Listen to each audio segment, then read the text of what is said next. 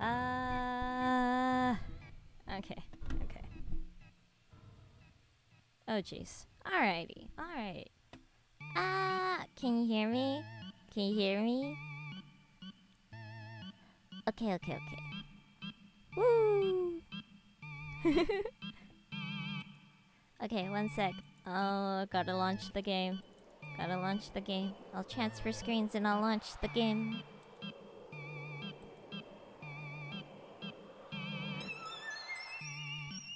Do, do, do, boo, boo, do, boo, boo, do, do, do. There you go. And then I turn off BGM. Turn this on.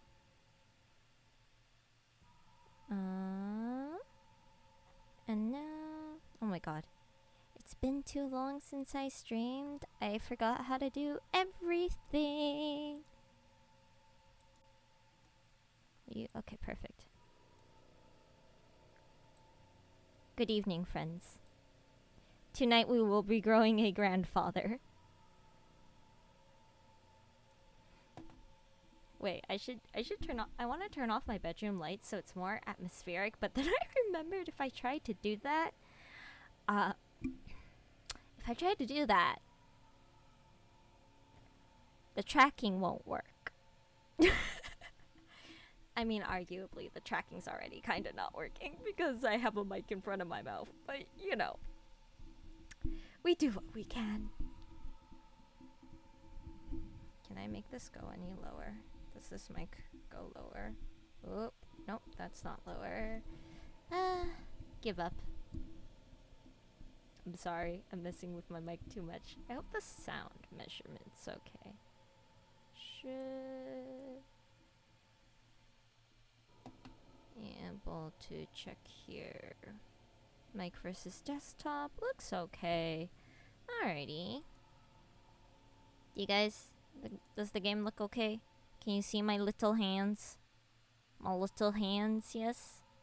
Whoop, whoop, whoop, whoop, whoop, whoop, whoop, whoop. Yep, yep.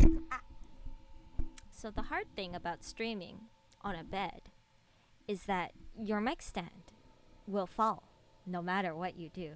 If you shift your weight even a tiny bit, it falls. Sucks. Anyways, why am I not streaming at a desk? I have a desk now, and yet here we are. Alrighty, we're gonna start a new game because I messed around on this a little just to make sure it would work on my computer.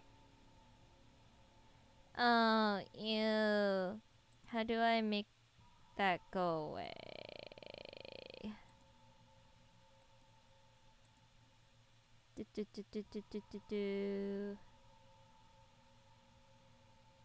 I have a lot of new things. Yeah!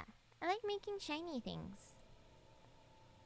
I like to like fix up the stream a little bit between like all my usages. Hi! Hi, Takara. I don't know how to make... I don't know why it's not letting me delete the bot chat on the stream chat, which is pissing me off.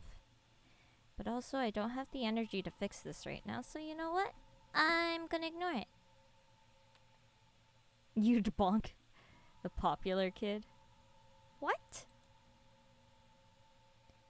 Alright. No. No tutorial. I don't need I don't need instructions. Week 1.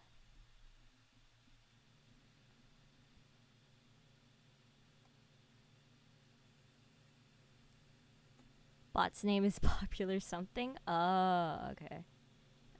Who cares? Usually I take a little longer to start stream than this, so I'm kind of like, am I starting too soon? Probably not. It's probably fine.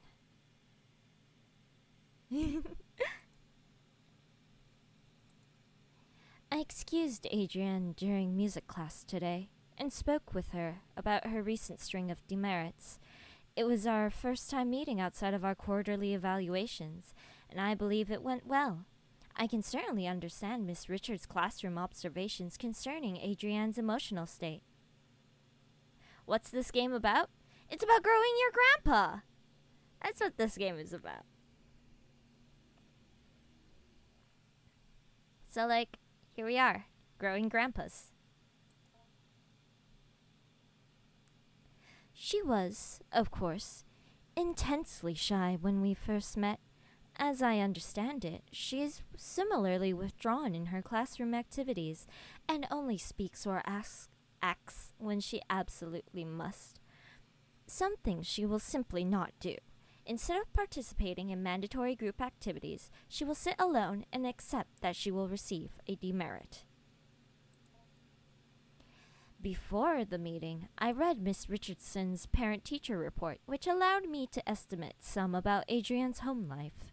The parents are well educated and come from a prestigious background, but they lack the time to properly nurture Adrian. She is often alone, and when she is not, her parents seem not to understand the importance of warmth and affirmation when dealing with someone so young.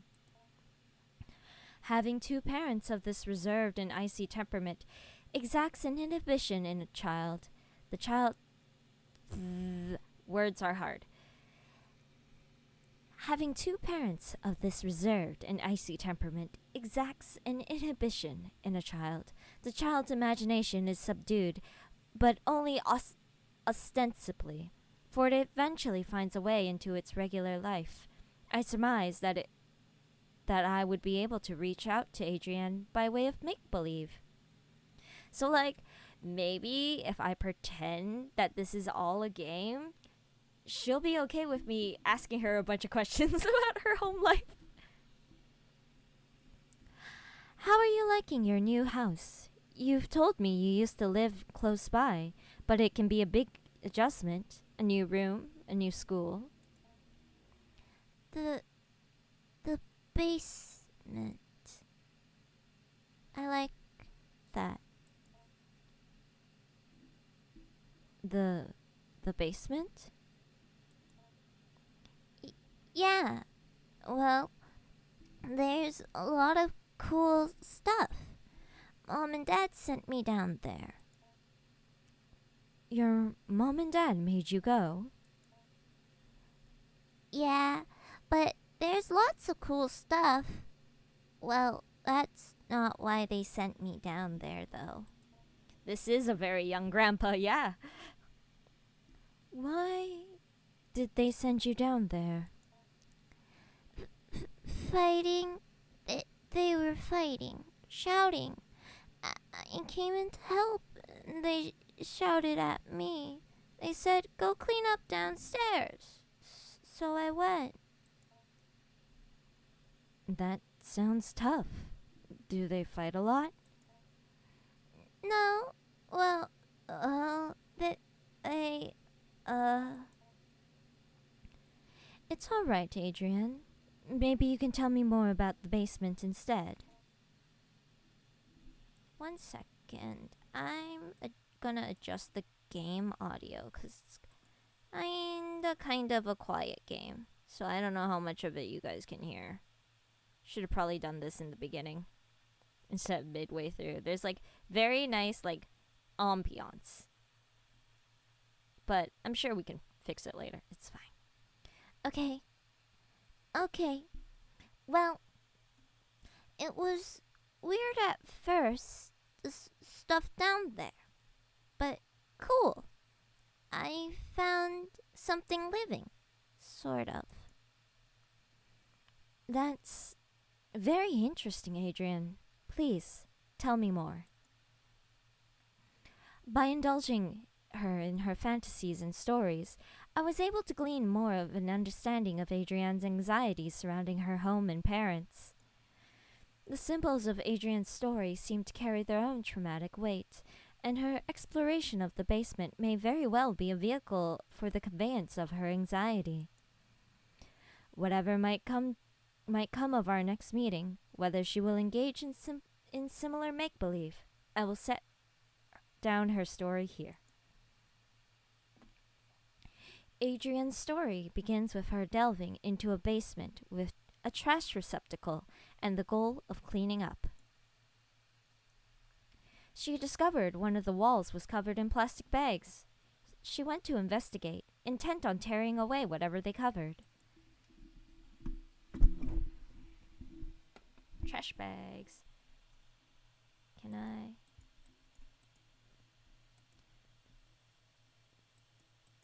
Can you guys hear the game at all by any chance? Or is there no game sounds whatsoever on your ends? Upon removing the plastic trash bags from the wall, she noticed the interior lining was covered in glass. Like a window, I offered. No, she said. Like a mirror. Oh, you didn't know there was sound? Oh gosh, alright. When the heck are they gonna let me get back into the game settings again? Or maybe I can go into volume mixer? Open volume mixer. Oh yeah. Oh yeah. Oh yeah, I found the switch.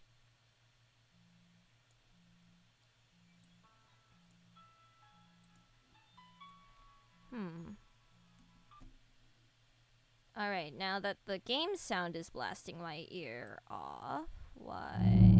Oh, there we go. Clearly, I just don't know how to arrange my own game's sound. Let's do like a 30 here. About yeah, because that one's 15, so let's do this one at about 30. There we go. Alright. Whoop. Whoop, whoop, whoop, whoop. Can you hear the game now? Because it's blasting my ears off. Oof. There you go. Ambiance.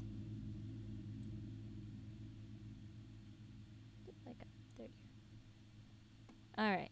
You can hear the menacing rumbling in the background, right?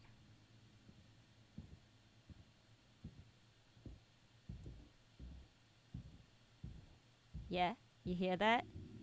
You hear them footsteps? Good, because if I have to suffer through this anxiety-inducing music, I do too. You can change that.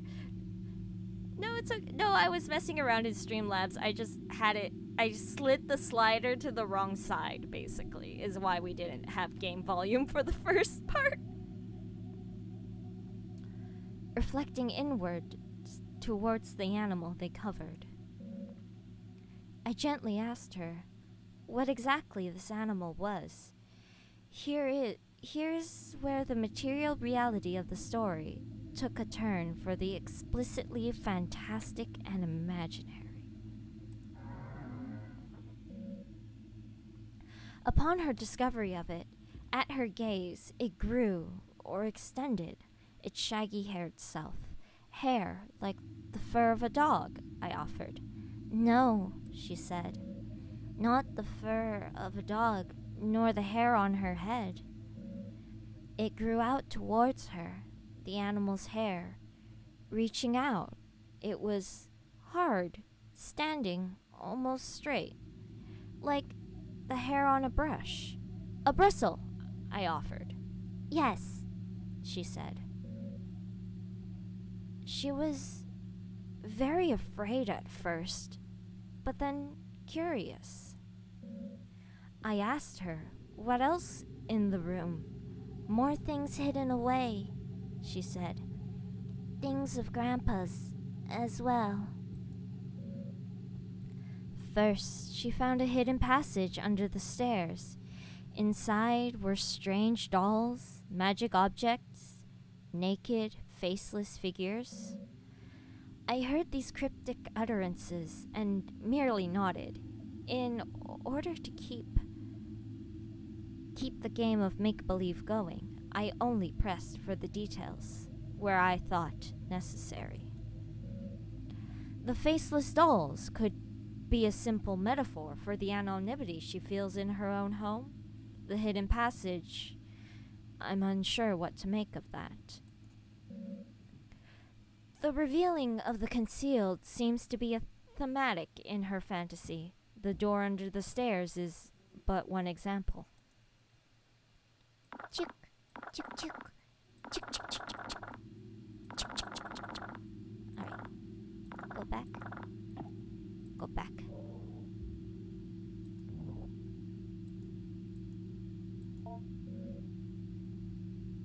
The darkness of the shadowy corner unnerves you. You cannot explore here without some form of light. Yeah, it's a clicky game. Clicky game. Oh, the trash pile. Alright. Can we do anything in the trash pile yet? No? Okay. Chuk. Garbage. Chip. Garbage. Once she removed the panel and found the magical hidden passageway, she was very specific about what she took.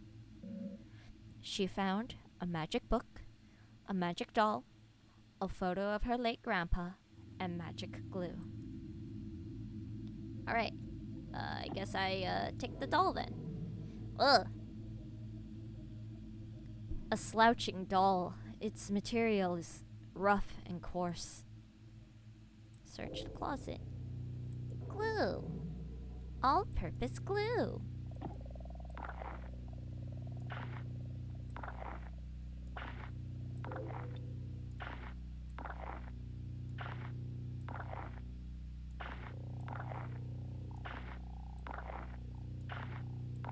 But yeah, so today's stream is about growing a grandfather. Oh my god! You! Hello! Ghost Kitty! How are you, darling? I'm growing a grandpa today.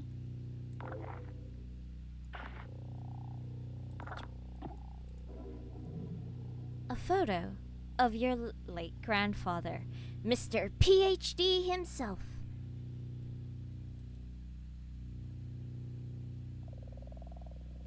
Could be better, but not as bad as the other days. You know, we can only hope for the days that aren't as bad as the others sometimes. It's better than just having nothing but bad days, you know? Many hugs for the Yu though. Mr. PhD. On the reverse side of the photograph, there is more text. Good luck on your trip to the Urals. Stay warm.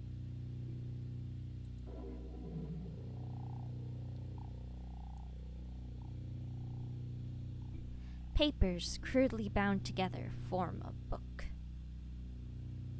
Something broke? Oh, on your side. Oh, it's fine. I trust in you. You'll sort it out. Good luck. Eurasian steppe shamanism. I'll read now. The impetus of this research was the recognition of a particular pattern in fragments of documents relating to magic and magico-religious practices. Numerous sources were drawn from commentaries on laws relating to the banning of sorcery and necromancy, compilations of folk charms relating to love spells, hagiographs of saints and their encounters with devils. The list spans many centuries and a great distance, from the Levant to the Khazar Khanate to the border of modern nation states of Russia and Kazakhstan today. From this paper trail across a consistent account about certain form of magic relating to the binding of demons to a sorcerer's will. A demon called the Heaven of Needles, or the Angel of Needles, was known to be best kept by shamanic keepers or wards who suffer from face blindness. Oh god, I don't want to try and read. I'm not going to try and read that. Nope. whether by birth or through developmental causes like a stroke or head injury. It was known to be extremely effective, but terribly dangerous, so much so that it became outlawed several times and was generally a popular scapegoat relating to an unexpected death. I'd like Darkwood. I think I have it. I think I've tried it once or twice. I don't remember why I haven't played it long term. I think I was inebriated the first 2 times I tried to play it. I'm not gonna lie to you, and I got confused about how to play the game. I'll try it another time now that I'm doing better.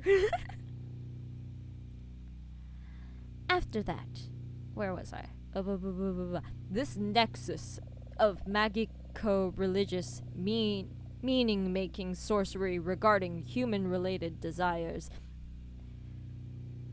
and the history and science of neurological disorders related to the fusiform gyrus is where the subject of this dissertation will reside. I will outline further and then analyze the historical sources I mentioned previously. Then I will go to the neurology of mystic and magico-religious experiences. After that, I will detail my ongoing correspondence with a resident of the Earl Mountain region, who is an expert folklorist and keeper of traditions he claims to have been passed down through his extended family for generations. Oh my god, that's a lot of words. All done? Any more trash? All clean! The space will not be dirty again till next week. I interrupted to ask what she did with these magical, mysterious materials. Grow, Grandpa, she explained plainly, and then without missing a beat, she continued on with her story. Feeling this was a potent symbol, I stopped and asked her again what she meant. Somewhat puzzled, I did not understand immediately. She expanded slowly. Grandpa lives in the cage in the other room, the cage behind the door. They grew people in the cage. It finally showed up on my side. The little subscription thing. Aww. Thanks, Sarah.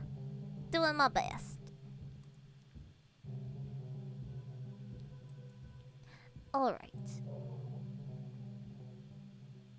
Psh! Mistakes are fine. No shame in mistakes. Alrighties. The door. Oh, here we go. Lots of reading. A hastily written note. I have repeatedly called your homes to no avail, and so I am forced to leave this here for you all. I found William sitting in the corner of the enclosure area, seemingly severely concussed. Whiskers was gone. In none of its usual hiding places, I immediately suspected the worst. The project has thus must be suspended for now. I'm leaving up the usual mirrored coverings we use to keep the anthropoidic void. I am leaving up the mirrored coverings we use to keep the anthropoidic void sealed. I have done my best to lock up everything on such short notice. It is a hasty fix, but it will require some time to find a more permanent remedy. I am honestly hoping you will not find this note, as I intend to lock the house down too. I intend to race off to you to retrieve your lockbox keys. Do not worry about William's key. It and the rest of his equipment is almost certainly deep within Whiskers now. I pray you do not enter this room, no matter how it may appear. William cannot be helped, and it is only being kept alive as a means of continuing predation on the rest of us. I will say, once again, no matter the state you encounter William in, he cannot be helped. I have sympathy for the young man, I truly do, but I found on his person several photos of his late sister, which would imply certain risks he was taking. Our extant research materials have now become possible liabilities, either criminal or professional in nature, so I have stashed them away. I believe I let you all know that I might do this if we were ever to experience an event such as this. I hope you all remember what I told you. So long then, Dr. H. Dope. You're an anthropoidic boy. Shut up.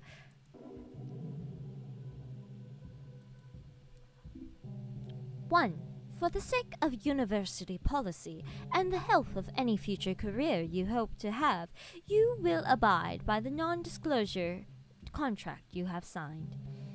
Number 2, do not break the anthropoidic vacuum without my prior consultation and approval. Number 3, any anthropoidic forms brought into the enclosure area must not be left unattended. When not in dormancy, the sample will attempt to take anthropoidic shells. Please see shell notes for more notes on that. Ah! I goulash! Splatoon has white ink now. This is not a joke. All the art came true. Oh no, goulash! I heard people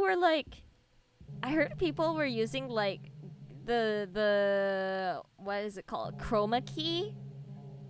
The chroma key ability to like basically chroma key out all the slime and make like hentai on screen, and a bunch of people got like almost made it so that you would no longer be allowed to like stream Splatoon anymore. Wait, official white ink. Oh my god. More impressive than tattoo. Ah, why does my mic keep falling over tonight? The mic does not love me tonight.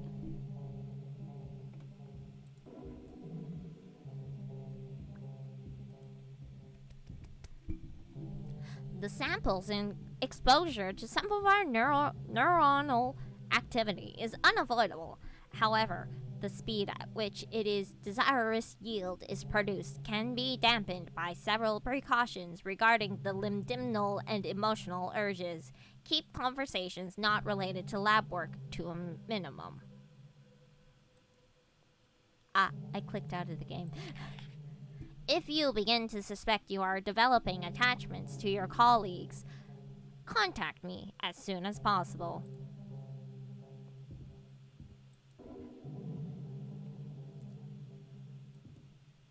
Ritual behavior with the sample, trading, bargaining will result in dismissal from the project. The precise mechanism of exchange of symbols and gifts required for a requested desirous yield is not known, and even then the anecdotal accounts of success are unintelligible, end in violent death.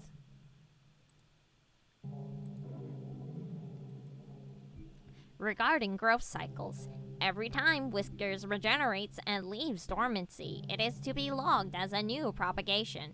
The sample's bodily existence cannot be unintelligible, i.e., a part cannot be cut from the whole, so there can only be one living propagations.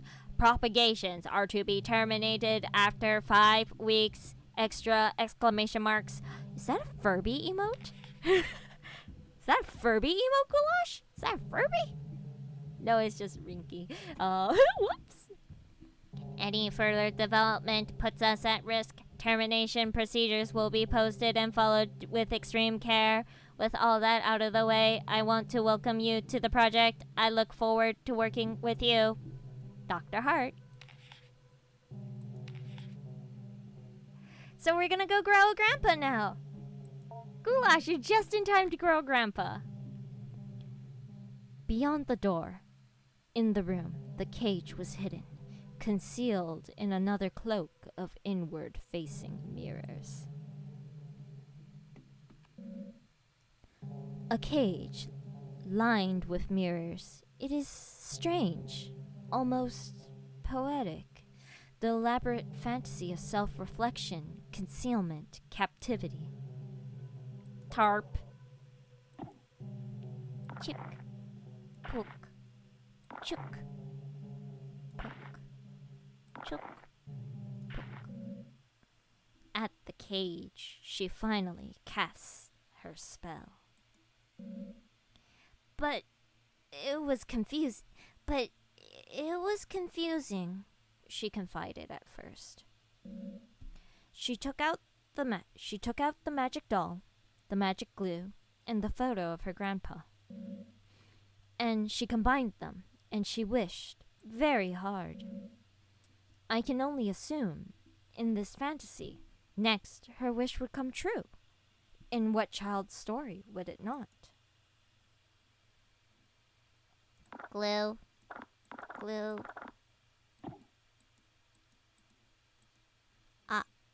Where'd all my bits go? Where's my inventory? Why do I only have glue? Representation of grandma. Generic human figure and doll. Glue. We have now received a tangible symbol of intention and desire. Good job, guys. She put Grandpa in the cage, assuming that was part of the ritual. She was not clear on how it worked. What precise instructions she could glean from her grandfather's magic book was complicated by her reading comprehension. She wished with all her heart, and then she told me she waited a while for something, anything to happen, and after that time, she began to cry. I cried really hard, she said. I wanted my grandpa to be back. I wanted my parents to stop being so mean. And it hurt me. It hurt my wish for Grandpa to come back, for my parents to be different. I could feel it through the air, and it felt me through the air. I asked her what exactly she meant. She could only repeat what she said.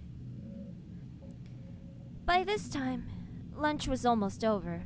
I said goodbye to Adrienne, and she left to rejoin her class. I was left to consider our conversation. I believe the storytelling strategy I must have employed was not unfruitful, but I must probe deeper if I can. Although I can be sure of nothing I interpret, the interpretations I get may begin to help me get an idea of the right questions to ask.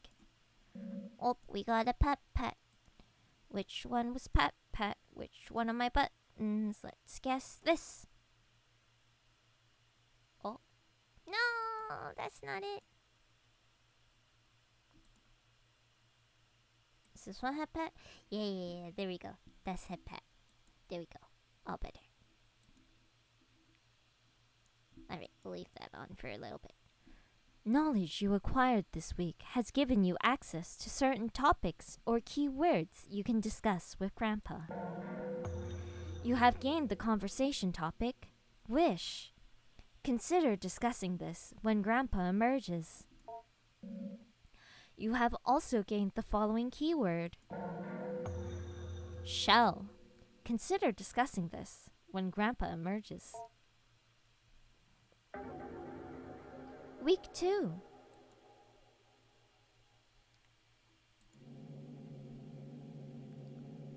I met again with Adrienne in order to address her emotional outbursts in the past few weeks. It is our second time meeting, and while it is standard practice to have multiple sessions with a troubled student, as I assembled the report for the counseling department, I could not help but think as we sat down in my office that Adrienne already seemed to show a remarkable change in self-esteem and confidence, and perhaps my and Miss Richardson's estimation of her emotionally disturbed was erroneous. The paralyzing shyness and withdrawn attitude of Adrienne possessed last week was not entirely diminished, but she seemed to hold herself differently this week.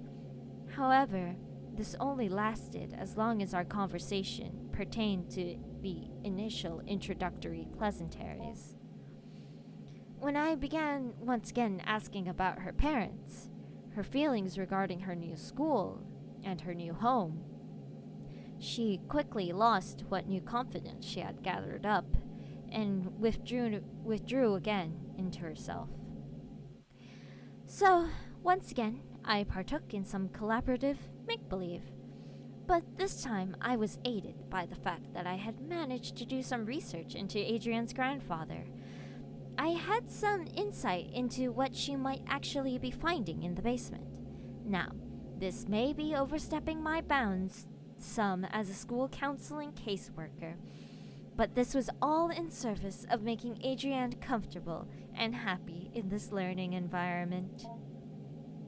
In any case, I was able to dig up information regarding the grandfather by inquiring at the university in town. Not that I make it a habit of sleuthing, but I had a suspicion the grandfather was a professor there, or at least some sort of researcher, due to the fact that the newly constructed laboratory on campus I drive by every day bears his name in memorial.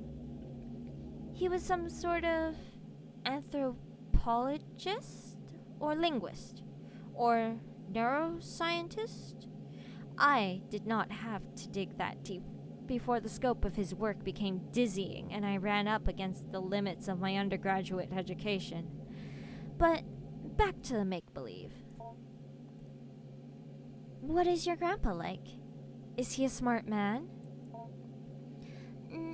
Not anymore, but I'm teaching him. So he's grown a good deal then. You have been feeding him well? Yeah, he's getting bigger, but he has a lot of room in his cage. He's still behind the bars? Yeah, well, he might be able to climb out eventually. There's this vent in the ceiling. Well, perhaps if he climbs out, I could meet him someday. Yeah, maybe. But he's not ready to leave. He can't take care of himself. I have to feed him and pick up after him. Ah, you store the food in your lunchbox. That's nice of you to share. He can almost talk. You cannot speak with him? He doesn't have a mouth, sort of. But how do you feed him? He has a mouth on the outside, on his shell, or the stuff that is his skin. I'm a little confused. Maybe you can go through a typical day with your grandfather. Okay. I asked her to explain how exactly she goes about growing her grandpa, and Adrienne began another tale. According to Adrienne, in the week that had passed, much has changed in the basement.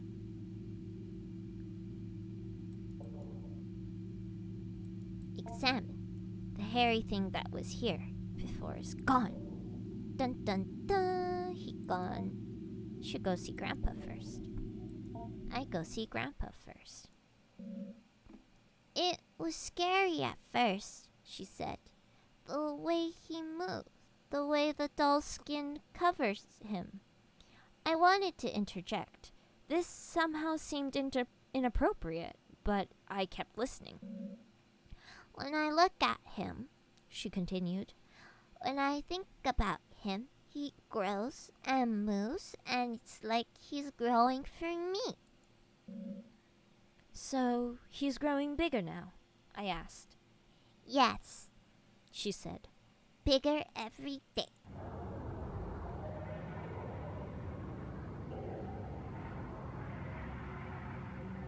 Right. Oh, there he is. There's Grandpa. This begins the actual growing part of growing your grandpa. Beneath the dull's burlap skin, the follicles knit together what resembles a proper person, your grandpa. You are in charge of its cognitive development and diet until it's able to sustain itself. Currently, you are observing Grandpa. Please click the arrow back button below for a brief tutorial of your duties as caretaker. Here we can see a variety of options regarding growing your grandpa. Highlighted in red are the objectives related to feeding and teaching Grandpa. Important messages regarding Grandpa's recent activity will also appear here. You will need to find it a food and learning material before you can move on to the next week. Some foods will make Grandpa happy, others merely content. Some foods will make Grandpa disgusted to the point of nausea. Learning material is also scattered throughout the basement. Seek out vocabulary cards intended to help teach English and basic anthropoidic concept formation. The options highlighted in red are related to navigating around Grandpa's enclosure. The Go to Grandpa option will let you perform all actions directly related to Grandpa: feeding, teaching, observing, etc. Accessing the study corner will let you go over any documents you pick up as the weeks go by. It's a good idea to learn about the work of the people who last occupied this space. Accessing the kitchen corner will let you search for food in the old refrigerator and prepare it for Grandpa if need be. The Help button will replay this tutorial. The Save Game button will save your current progress. You can only have one save file at a time, so if you have save data, you'll be asked if it is okay to overwrite it. The Exit Game button will take you back to the main menu. More buttons may or may not appear depending on the development of Grandpa, so watch out for them. One final note: take care to explore the basement at your leisure. However, due to the entropic nature of clutter and trash, different weeks may allow you to find things you have previously not discovered. Good luck! Alright, anyways, I'm gonna go explore the basement. Bye! Cabinet. Do you have to find food in the basement? That's actually a place. Yeah, most people store things in their basement, but sometimes people also have like spare refrigerators in their basement for like food and stuff. Or like root cellars, I believe they are called. But mostly this is a cleaning game.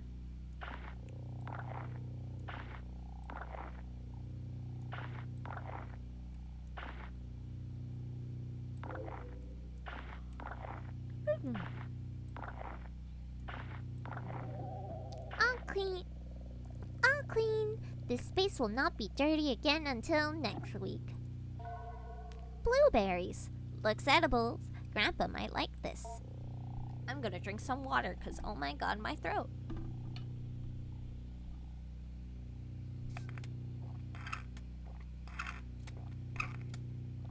I wouldn't know. I want to have like 2 freezers, so all I can do is go to Costco once a month and then meal prep for the rest of the month.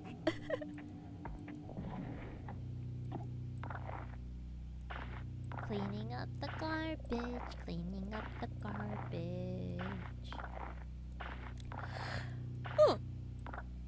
Well, I guess that face-looking thing is, not garbage, then. Alrighty. We got faces in the drawers. I see how it is.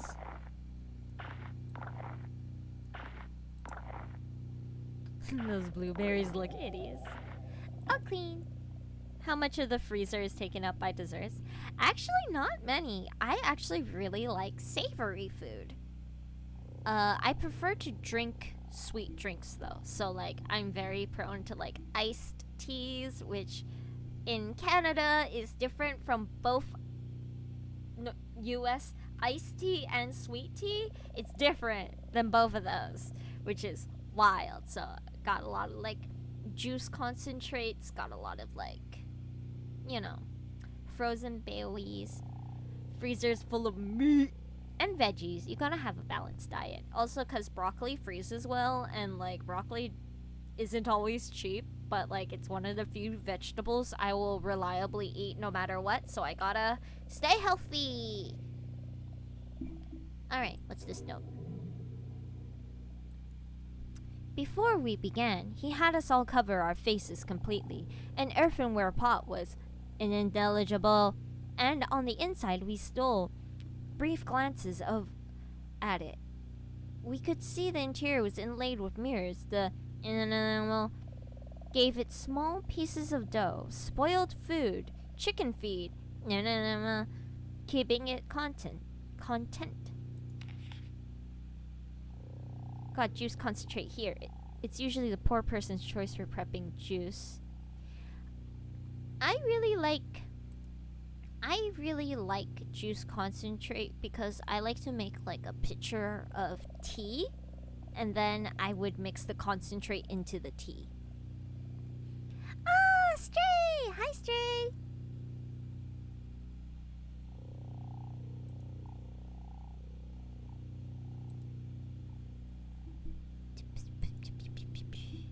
I also need sweet drinks to function.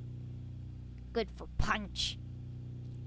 Oh my god, have you ever tried mixing straight juice concentrate with like 7-Up or Sprite? Cause I recommend it. You take like you take like a liter of Sprite, and then you take like a 2 liter of Sprite, pour it in, and then add in like a thing of club soda too if it's too sweet. But like it's very good. Yeah, you know what's up. Have a little garden behind your house, got some strawberries and stuff growing there, and I make it by myself. Oh, with some pineapple orange juice. I actually prefer peach flavored everything. I'm like one of those peach or strawberry flavored girls. I also like kiwi and like passion fruit. I'm very Asian. I like my tropical fruits. I don't like North American pineapple because I'm very used to like Taiwanese pineapple, which does not produce the enzyme that eats you back. So it's sweeter and you can eat more of it, and it doesn't like yeah, I heard Georgia peaches or something, right?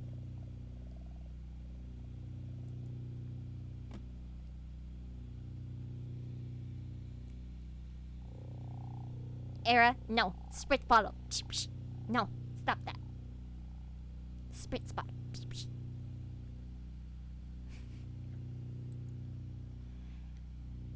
The keeper gestured towards a small bag where the food composted, and told us to be careful not to feed it any meat. I asked if the rotting food was enough to sustain it, how it might get any nutrients from it.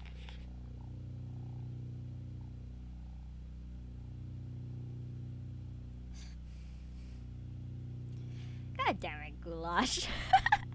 Pineapples have enzymes because they are passively carnivorous. They leach into the water and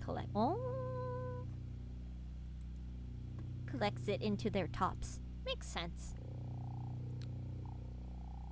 After all, pineapples are some weird looking berries. The keeper regarded me seriously and said that it did not matter what it was fed. The act of feeding itself was what mattered. The act of feeding flesh is another act, however. He then gave me another series of grave warnings regarding not keeping any animal derived foods near where I might be keeping it. Alright, all clean. Next section, bottom drawer. Oh, safety. No keys. Okay. Trash pile. Examine. Bugs are a good source of protein. Their protein per weight thing is really good. A folder full of radiographic images. I can look at these later.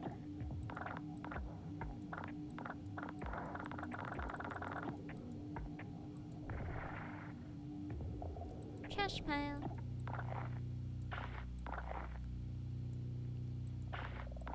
Bugs are actually like both the best way we can like produce food waste into like calories slash protein, I think. For like food waste, the second best is like chickens, I think. Like if you can keep chickens, like if everyone had backyard chickens, essentially we wouldn't need like the entire egg farming industry is what I heard, because that's what like people in Belgium did, is like Belgium offered everyone like chicken and like a chicken coop or something. Ooh, I talk too much.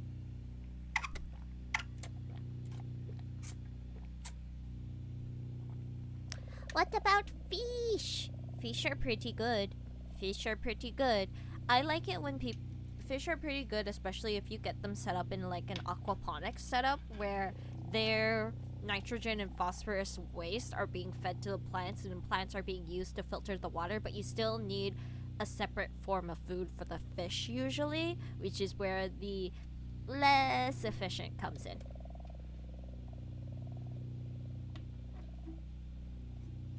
Tuna are like big. I love chickens. Chickens are so cute. Alright, I think I read the whole chat. Let me double check. Squint. Yeah, I think I got the whole chat. Okay. Back to the game. Chook. Bogs for fish. Oh, bogs for fish? Yeah, you could feed the bugs to the fish. If you, honestly, if you find a fish that enjoys eating soldier flies, I think soldier flies are like the best protein slash food waste reduction thing. Like they're the most efficient at it, if I remember the current like science behind that. But yeah. Fiberglass insulation. This isn't really food. Grandpa might eat it, however. So we might have to feed Grandpa some fiberglass. We'll see. Trash. Trash.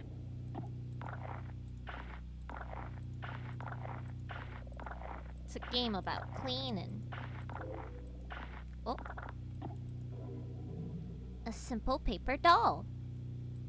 Nice.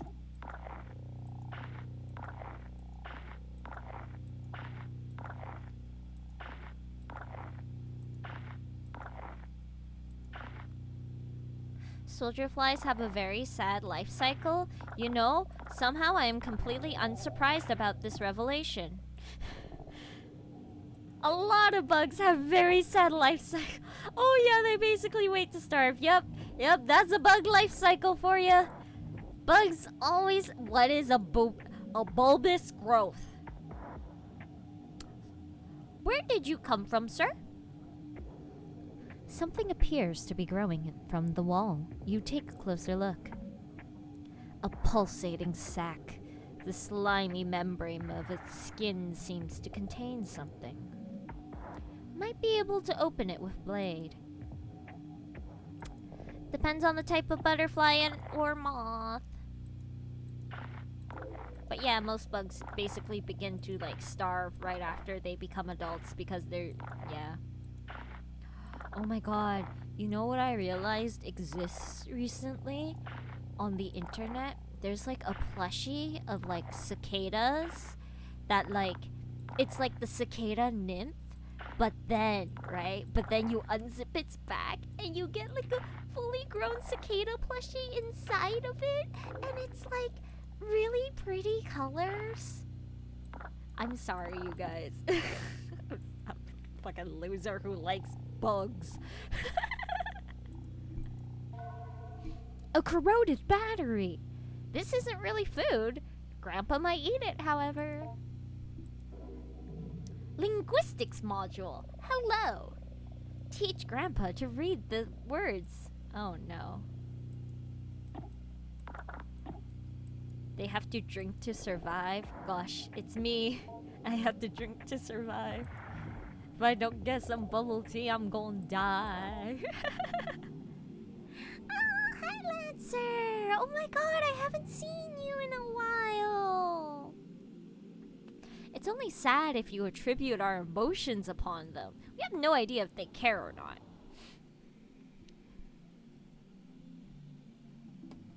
I mean, there's a very famous song that I like from someone named Hank Green called the Anglerfish Song.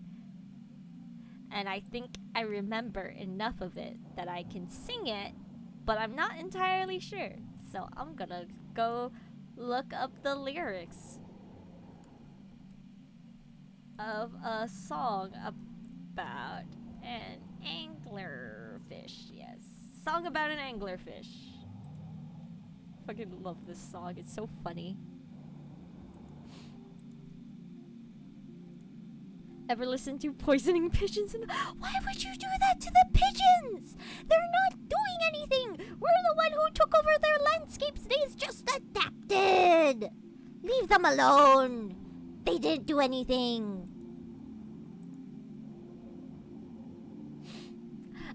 Because you can't hate the light if you lived your whole life without light. And you can't hate the dish if you've only ever eaten fish and can't feel alone when it's all you've ever known. Yeah, the deep sea anglerfish has no reason to be happy, but it has no frickin' idea what else to be. The deep sea dwelling anglerfish never has to find a mate. They are always there together when it's time to procreate. See, one dark night a young... lyrics go too fast.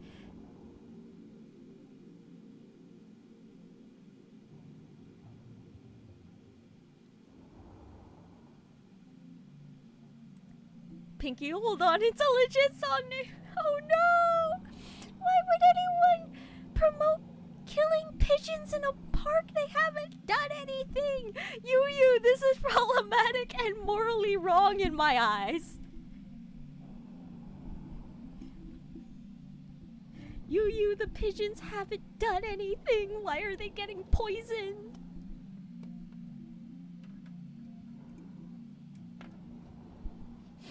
I'll listen to it after the stream, okay? I wanna get through this stream before it gets too late at night, because it's already heading towards midnight. Yeah. It was written during the Cold War. Fucking course it was. Fucking course it was. Alright. Back to growing grandfathers.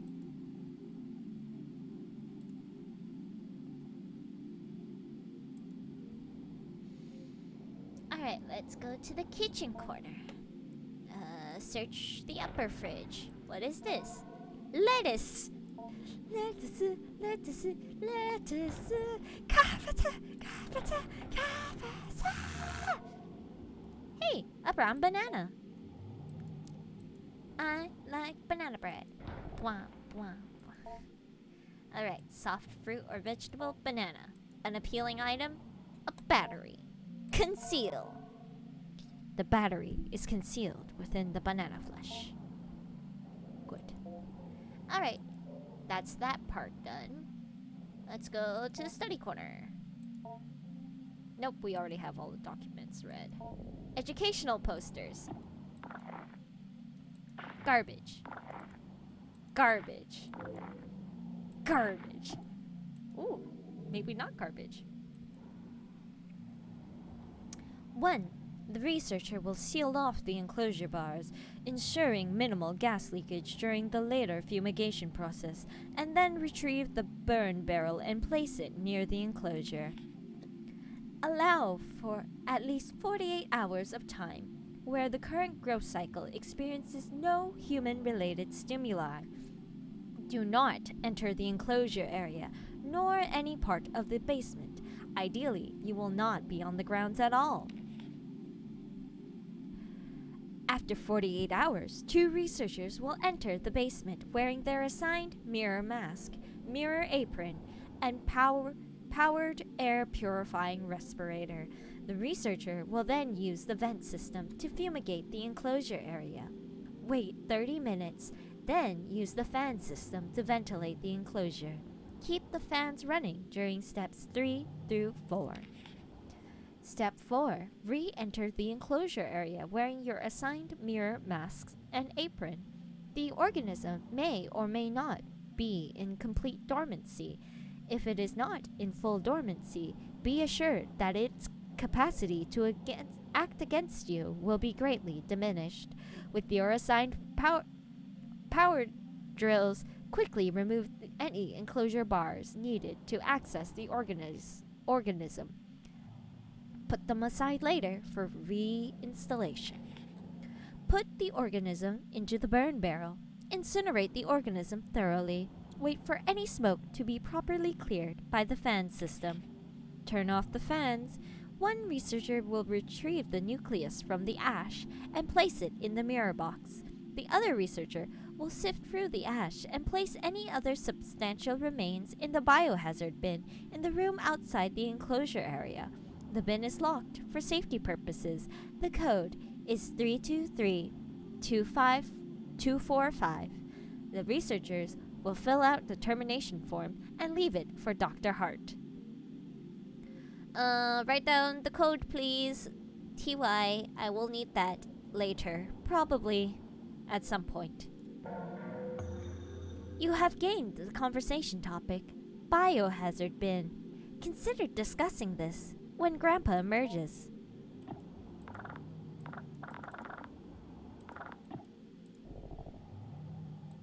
File cabinet 1. Cashews. Looks edible. Grandpa might like these.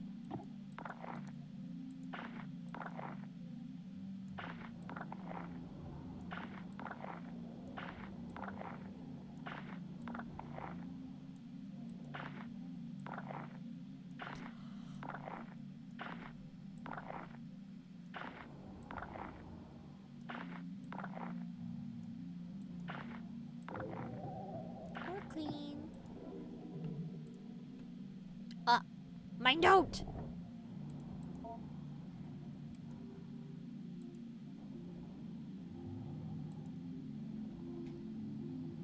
It was passed from one family of steppe people to another, but pressed on its own ultimate origin, somewhere to the south.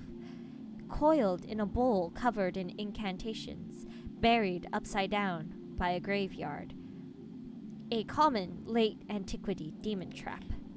The keeper, an elderly man in failing health, was ready to expound on and on about the dangers of the organism, but when I asked more pointed questions about the history of its acquisition, I was given curt responses that had a way of circling back to vague warnings. Wild. Back. Exit. File 2. I'm imagining you having a touchpad you have to use to trash. No, I'm using a mouse. I'm actually using a mouse. I do use a mouse once in a while when I feel like it. Most of the time I don't feel like it, but once in a while I do.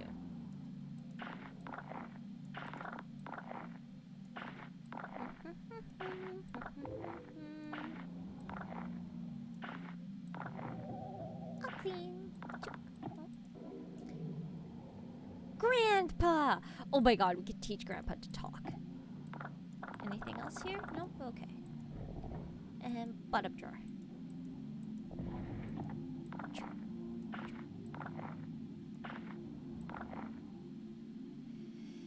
Talk of sweet drinks made me order more chai. Oh, my partner has a whole can of chai in our house.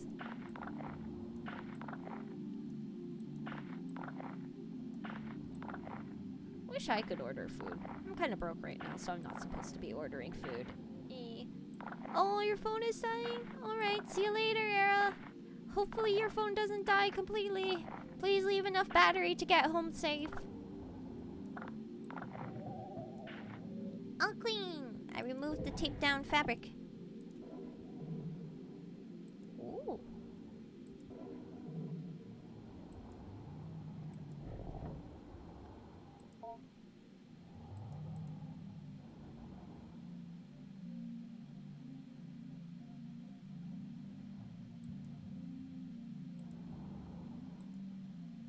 Research participants, please take note. Each growth from a cycle does not require a shell, but you may find the sample will often try and seize onto something flexible it can grow onto, along with any desirous yield it may generate, or else it will move from one shell to the next as it outgrows them, like a hermit crab. In the small amount of time I have spent with it in preparation, I have noticed it tends towards human forms. However, we should keep a tight lid on the anthropoidic seal in order to be cautious before we begin to experiment with exposing it to long-term to anthropoid stimuli. Dr. Hart.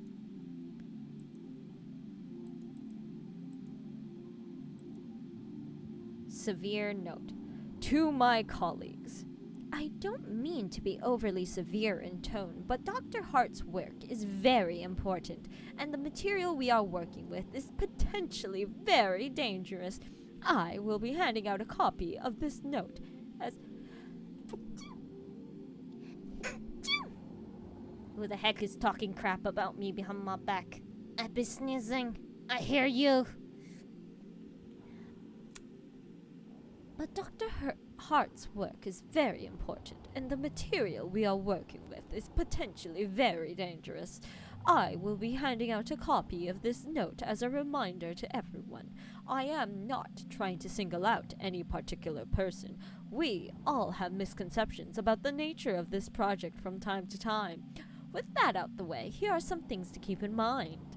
1. The active growth must be thoroughly terminated via the correct procedures at the very least 4 weeks after its dormancy is interrupted. It doesn't matter what you've done or haven't done regarding tests or procedures or how much the anthropoidic vacuum has been disrupted. We are not ready to go beyond 4 weeks at this point. A step-by-step guide to the termination process has been posted by the enclosure wall. Please, please, please do not place the educational posters over this posting. 2. Do not disturb the anthropoidic vacuum without Dr. Hart's prior consultation and approval. In case of any emergency where the vacuum is disrupted, put on your equipment and begin the lockdown procedure.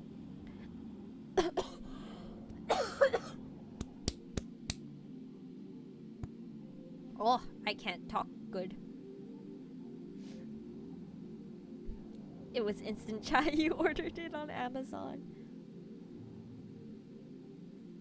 Oh my god, you got COVID? Oh no.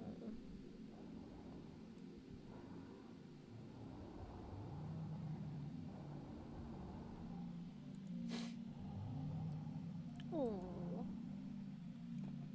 In case of emergency where the vacuum is disrupted, put on your equipment and begin lockdown procedures.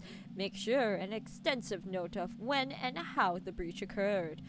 3. If you find the habitat empty, page Dr. Hart immediately, but do not attempt to speak with anyone else. This thing can get very smart, and I'm sure you're all well aware from the stories we heard on our acquisition trip. The greatest caution should be used when dealing with potential aggressive mimicry scenario. Please seek me out if you have any more questions. William.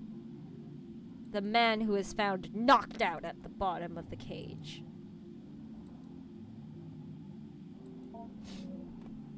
Look, images. Power on. Oh, propagation number 21. 19 days after dormancy. Anthropoidic vacuum broken? Yes. Notes in detail. Intriguing results regarding the mimic hypothesis. A participant entered the sealed chamber adjacent to Whiskers, growth cycle number 21, which had been freed from the anthropoidic vacuum, constructed quite economically from plastic and broken mirrors. The first propagation's entire original earthenware vacuum was shattered during the move-in. They dropped the ceramic pot this critter was living in, so they just went, yeah, we'll just tape some mirrors to some plastic bags. It'll be fine. It's the same thing. It's fine. Oh my god. This is exactly how I expect science to be done at a university level. Between the two, there were semi-opaque glass panel that allowed observation both ways. The human participant was asked to think of someone in popular consciousness, fictional or no, and cognate their image, personality, face, if possible, voice, if possible, etc. Our participant chose Jesus of Nazareth, and with its weekly repeated exposures to the participant's imaging propagation, number 21 began forming what resembled an anthropoid Nazarene in the fold of its spine. So basically, Grandpa is a homunculi. Kinda, yeah. It's called the Angel of Needles. Previous human-oriented tests have always bore out a result that Whiskers would form an anthropoid team member, be it me, Dr. Hart, Gerald, or we assumed it was merely mimicking one of us. Dr. Hart has always contended the desirous yield, or the anthropoid reproduction Whiskers creates when in contact with human beings, and has always been based on the conception and relation to the person through someone else. With this framework, the desirous yield is not actually a replica of a person, or if it is only a replica of the fiction of a person generated in the mind of another. The desirous yield was not Jesus Christ, but the participant's image of Jesus, assembled from their religious upbringing, religious artwork, depictions in popular culture, etc. This radiograph was taken right before the destruction of the growth cycle, while Whiskers was rendered unconscious via fumigation. It seems like with every successive propagation, the stem cells in the organism work a little faster. But I'm not paranoid. It's technically deathless, yes, but we're burning up whatever knowledge it's gained when we incinerate it. I don't believe in magic yet.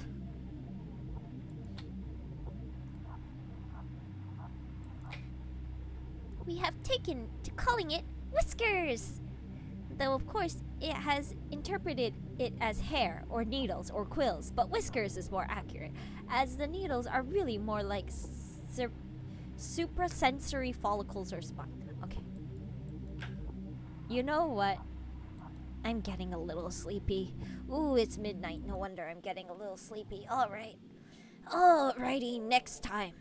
Next time we will do more science paper readings. Academic noises of pain. Oof. Let's go to Grandpa. How's he doing? He's kind of sluggish and bored. All right. Let's feed him. Nah, I don't need to know how to feed Grandpa. I know how to feed Grandpa.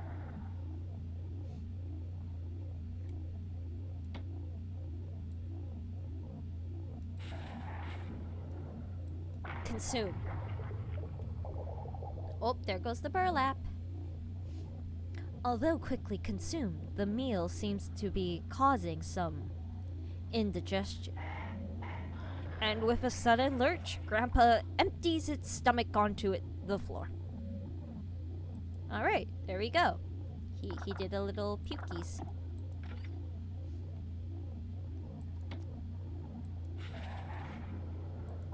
Consume. Munch munch. Meal is sufficient? Okay, thanks, Grandpa. Bye, Grandpa.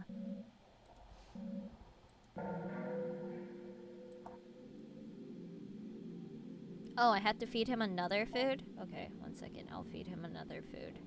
Wait, I should examine tummy contents. Still somewhat wet. Thanks, Grandpa. I'll feed you one more food, Grandpa. I got you. I'll get you some cashews, my guy. No, you don't like cashews? Damn, okay. How about this? No? Okay. So none of these food are good enough? Okay. Sorry, Grandpa. Here's some...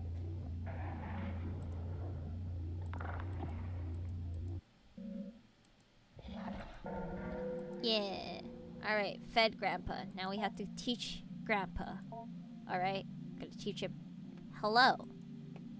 I'll show you.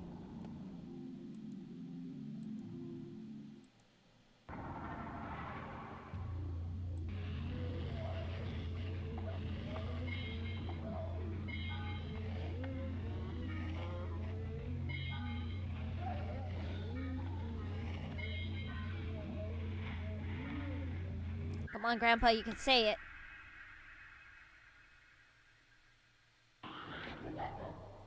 He did great.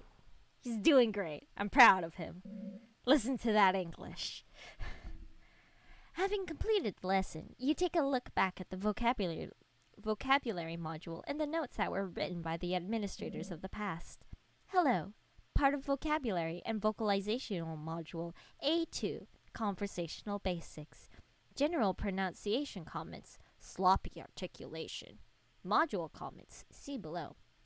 We are already encountering some difficulty as Whisker's subjectivity is so much determined by the diverse and dynamic array of influences it attempts to mimic, the thoughts and desires it passively intercepts, and these imitations go on to structure the basis of its identity. Only later in Whisker's growth cycle does it begin to form an identity, or identities, that are coherent and capable of resembling a sane, rational human being when engaged in conversation.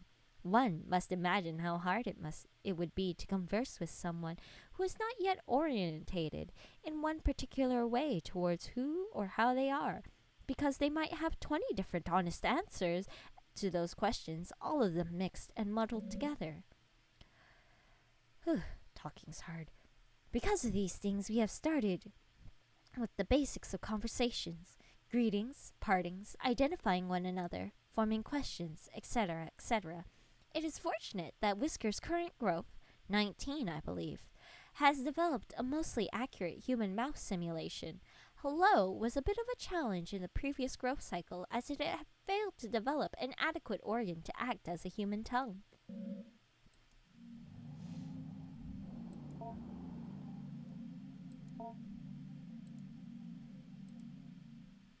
Alright, Grandpa. Ready for this word?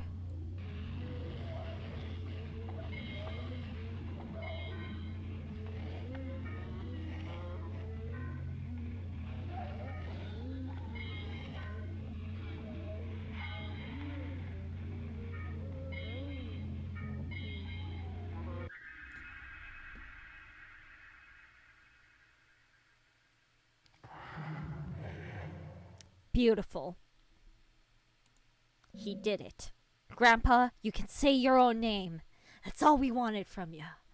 Alright, having completed the lesson, you take a look at the back of the vocabulary module card and the notes that were written there by the administrators of the past. Grandpa, part of vocabulary and vocalization module E81, family. General pronunciation comments. Usual trouble with articulation, voice thin/raspy, possibly underdeveloped larynx. We have done several sessions of what we are calling familiar relation simulation. I and a co-researcher sits in chairs opposite the enclosure. We are wearing the usual masks. And we begin to act out a scene, mostly through improvisation, that might roughly resemble a kitchen table conversation between an immediate family.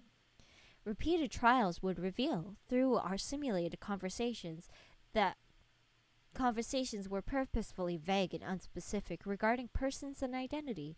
We would only address each other as brother, father, sister, etc. It was soon apparent that the encoded information and associations we were unconsciously drawn upon when hearing and speaking these words was being picked up on by Whiskers and its psi-type field of reception slash interpretation of its brain slash mind event slash semantic context. My co-researcher, William, noticed that in this simulation where Whiskers was given the role as a sister and he as a brother, I was the father, Whiskers began responding to certain prompts with unusual specificity, as well as a general pattern and timbre of speech that continued with unusual consistency.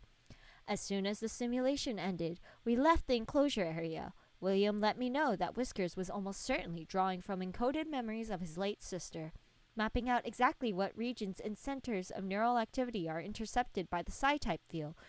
Will take extensive neuroimaging we do not have at this site.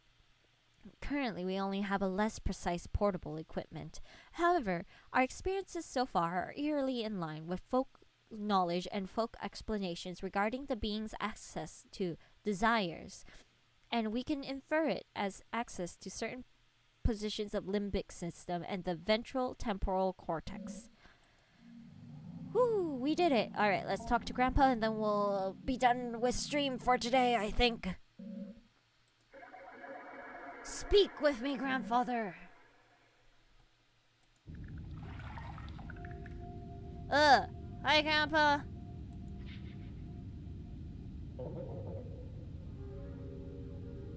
With great effort, Grandpa gurgles fragmented thoughts through its ill-formed lips.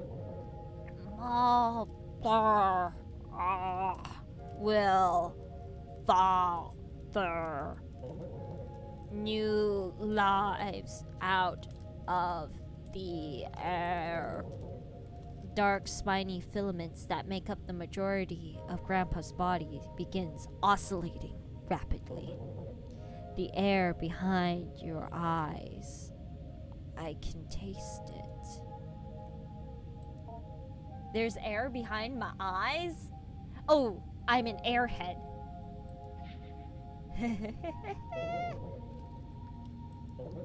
Skin, my body. All human skin round me. Give more. Grow more to fit. Alright, Grandpa.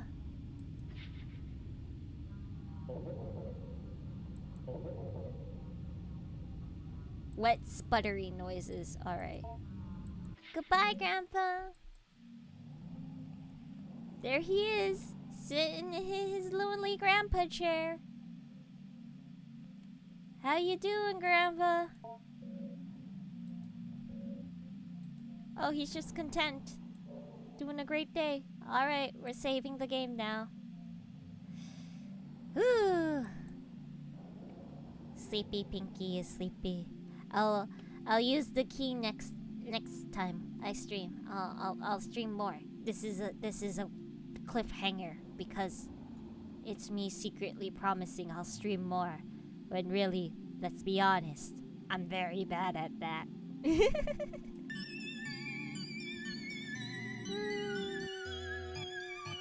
It's time to get ready to go.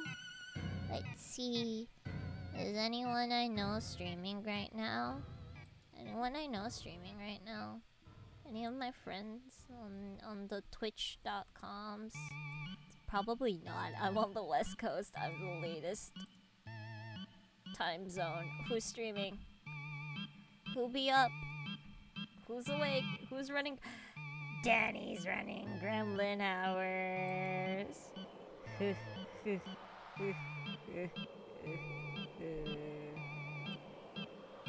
Alright. I thought I had this tab muted. No. It's fine. I turned off desktop sound. We're fine. We're fine. Would it be rude to raid?